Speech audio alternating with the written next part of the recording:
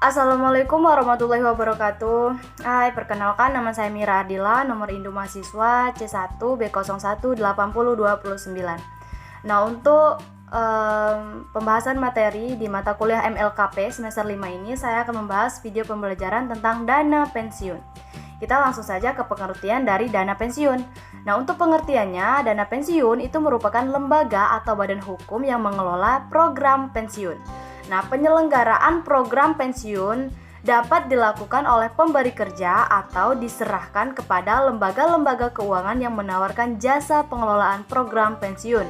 Contohnya seperti bank-bank umum ataupun perusahaan asuransi jiwa. Langsung saja ke tujuan dari dana pensiun. Untuk tujuan dana pensiun itu dibedakan menjadi 3. Yang pertama sebagai kewajiban moral. Nah, perusahaan itu mempunyai kewajiban moral untuk memberikan rasa aman kepada karyawan pada saat mencapai usia pensiun. Yang kedua adalah loyalitas. Nah, dengan diadakannya program pensiun, karyawan itu diharapkan akan mempunyai loyalitas dan dedikasi terhadap perusahaan. Yang ketiga, kompetensi pasar tenaga kerja, di mana dengan memasukkan program pensiun sebagai suatu bagian dari total kompensasi yang diberikan kepada karyawan, diharapkan perusahaan akan memiliki daya saing dan nilai lebih dalam usaha mendapatkan karyawan yang berkualitas dan profesional di pasaran tenaga kerja. Untuk manfaat pensiun itu dibedakan menjadi 4. Yang pertama, pensiun normal.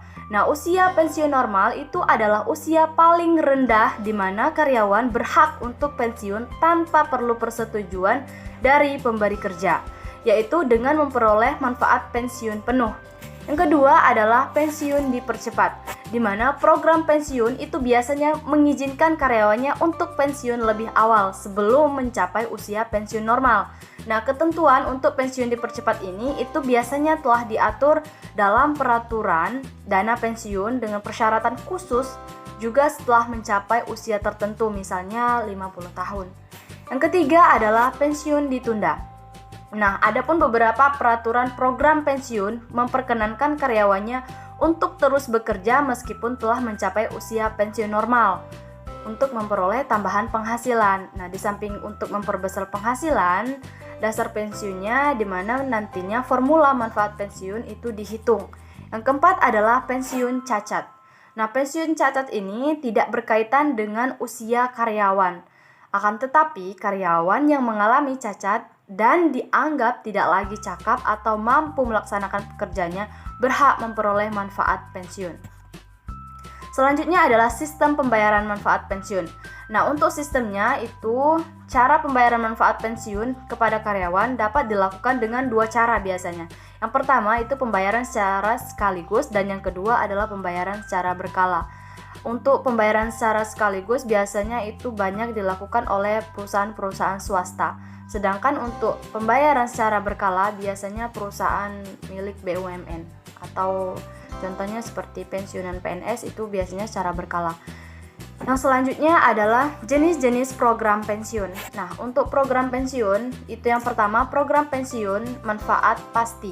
Nah, program pensiun manfaat pasti itu diartikan suatu program pensiun yang memberikan formula tertentu atas manfaat yang akan diterima karyawan pada saat mencapai usia pensiunnya. Nah, atas dasar formula itulah manfaat tersebut besarnya iuran yang diperlukan dihitung oleh aktivitas. Yang kedua, program pensiun iuran pasti.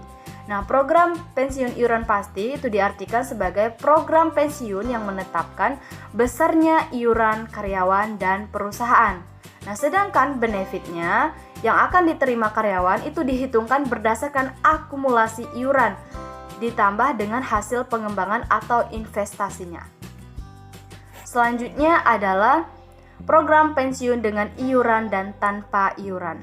Nah, program pensiun pada prinsipnya itu bisa diselenggarakan dengan bentuk kontributori dan non-kontributori pensiun plan, yaitu program pensiun kontributori atau program pensiun dengan iuran itu adalah program pensiun di mana karyawannya atau pekerjanya tadi dan pemberi kerja itu diwajibkan membayar sejumlah iuran tertentu program pensiun.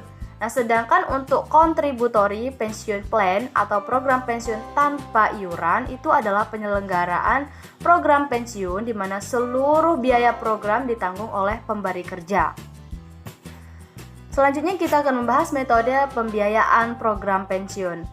Untuk metodenya itu ada beberapa faktor yang perlu dipertimbangkan dalam penentuan jumlah iuran. Yang pertama adalah besarnya nilai manfaat atau benefit. Yang kedua, usia rata-rata karyawannya sendiri. Yang ketiga, skala gaji perusahaan yang bersangkutan. Yang keempat adalah jumlah masa kerja. Oke, itulah tadi materi tentang dana pensiun. Semoga bermanfaat. Jika ada kekurangan saya mohon maaf. Saya akhiri. Wassalamualaikum warahmatullahi wabarakatuh.